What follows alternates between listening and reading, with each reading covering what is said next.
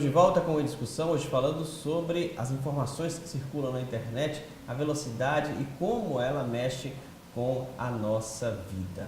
Bom, tem um artigo que saiu no Tecnoblog, mas é um de vários que tem na internet sobre o tema. E se você quiser pesquisar, vale a pena. Ele coloca uma situação aqui que a pessoa que escreveu o artigo estava passando num bar e que é muito cotidiana na nossa vida. A gente está conversando numa mesa e de repente fala assim, como é o nome daquele filme? Como é o nome daquele ator? E aí vai perdendo um pouco, aí procura no Google, já acha a resposta. O Google está deixando a gente meio bobo, é isso?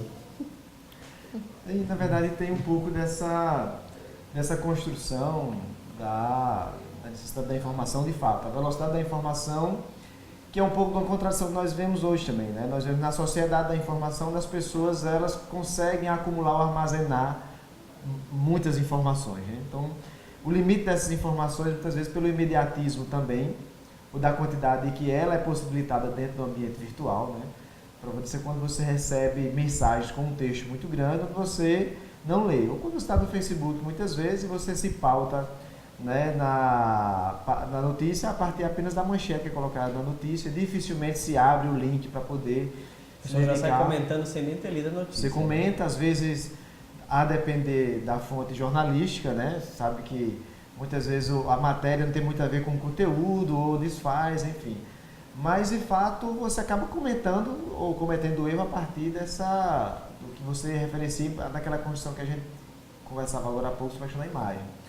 Mas, de fato, existe as duas formas, né?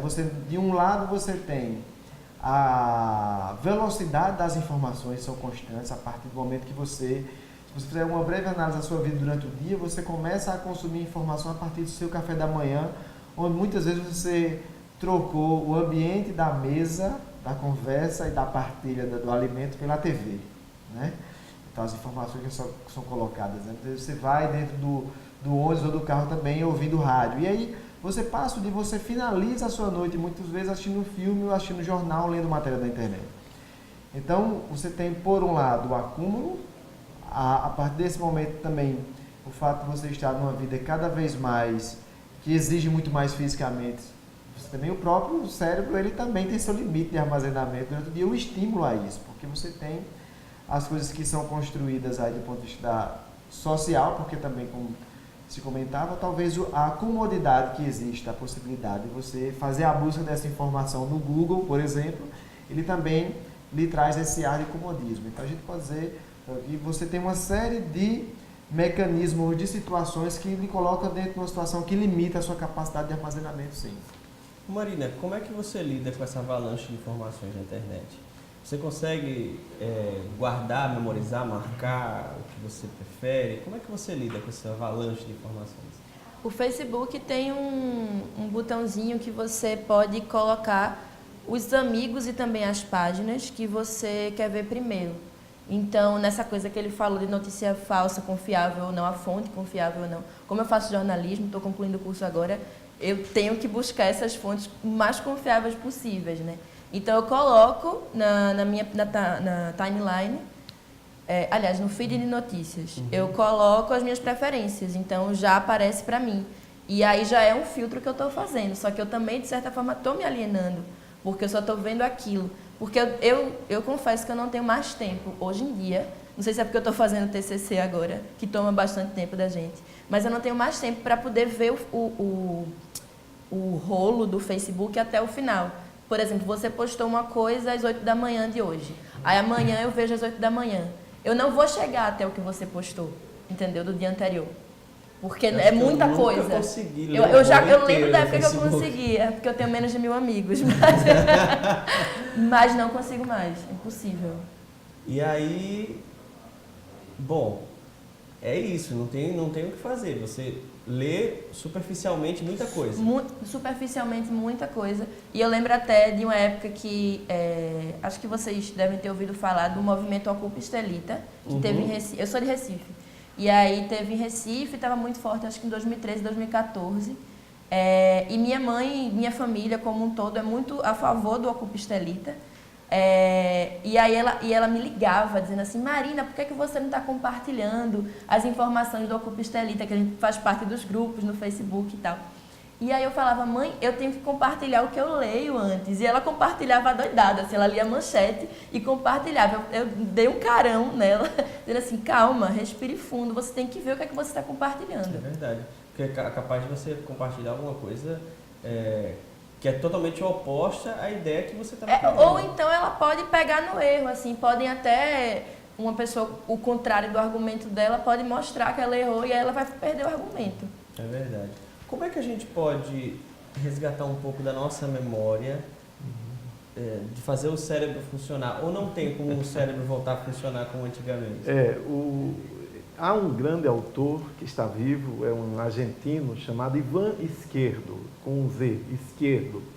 E é um dos grandes referências sobre a memória. Tem muita coisa boa na internet sobre essa questão dele falando, inclusive. Nosso cérebro esquece.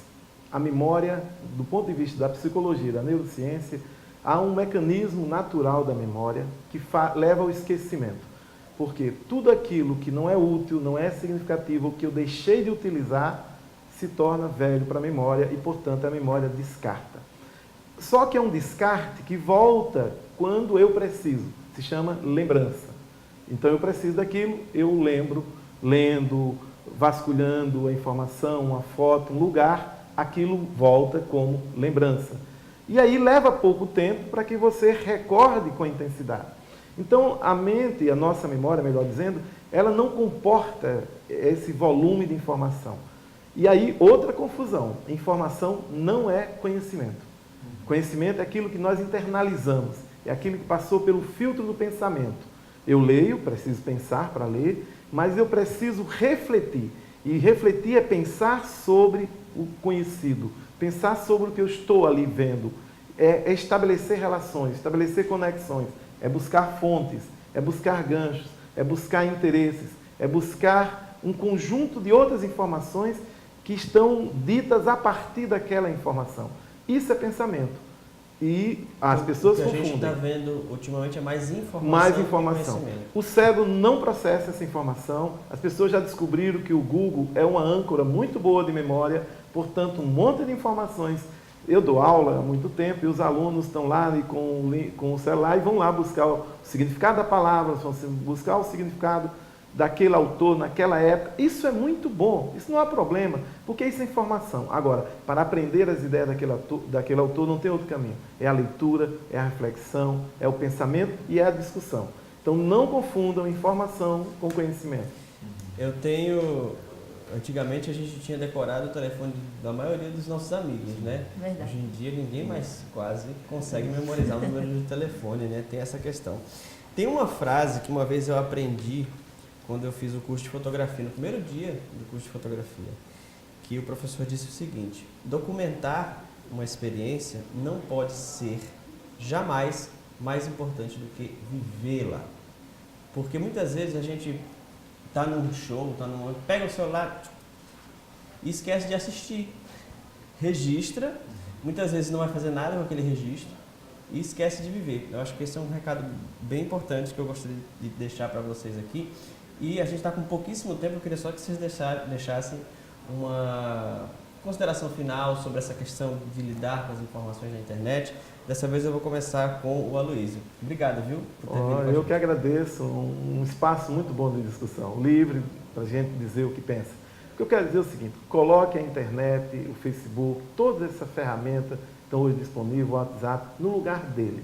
O lugar é uma ferramenta, porque o bom mesmo é a relação, é o encontro, é a escuta, é a leitura, é o estar com a pessoa.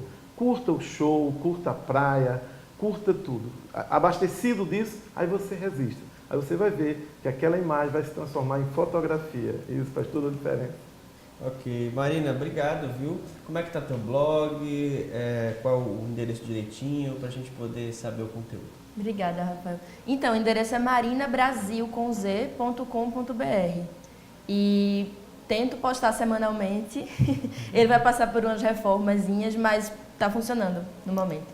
Tá ok. E aí você fala de que assunto, no geral? Eu falo de carnaval, política, depilação, relacionamento, tudo. Mas na maioria das vezes são crônicas.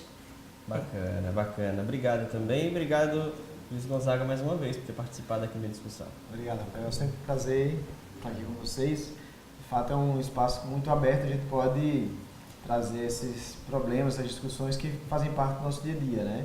E como a Luiz falou, na verdade, reforçar um pouco disso, de fato, a gente transformar que esse mundo que é moderno, as pessoas vivem mais e tendem a viver melhor, a gente passa, de fato, a viver nossa vida no mundo real e trazer aquilo que a gente, talvez as construções que a gente pretende para o nosso mundo virtual, a gente possa fazer, executar no mundo real e com certeza seremos, de fato, uma sociedade moderna, não apenas pela questão dos recursos tecnológicos, mas também do ponto de vista das relações sociais.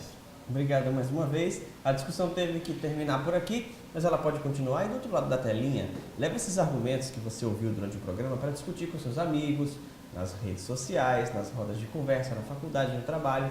E nunca deixe de se informar sempre com qualidade, tá bom? Só assim você vai ter aquela velha, boa opinião formada sobre o assunto. Até o próximo programa.